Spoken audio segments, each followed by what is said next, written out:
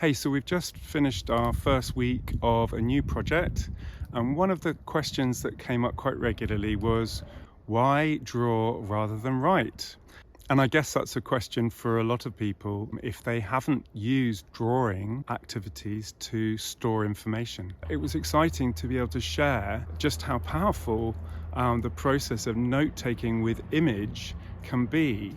They say a picture can speak 1,000 words, and so if we work out how many words worth of information or minutes worth of talk can be stored in an image, then that's a really useful tool to have. So what we've been focusing on a lot this week is the vocabulary side of things, creating a drawn, annotated note-taking system that works for each individual. Some of us need to create images on a regular basis because our audio memory isn't that reliable. It's a personal note, so when you come to recall from it, you're going to recognize it more than just the information it gives, but also the memory of the experience of drawing it, or thinking quite hard sometimes as to how would I draw that.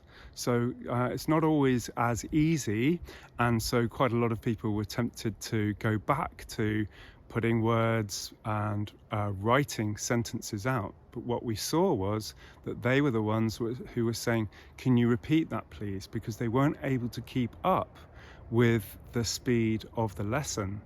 The written aspect of our gridding is the important words, maybe an introduction to a new word or a new meaning.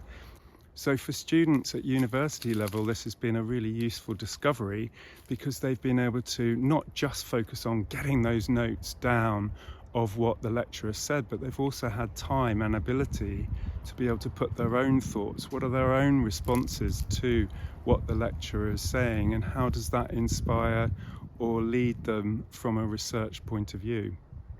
When you come to wanting to revise, to recall that information, the images are stored in such a way that you can access them really quickly, even in multiple choice situations. One really beneficial way of getting started with the Footnotes program is to find out your unique balance between your visual, auditory and kinesthetic abilities.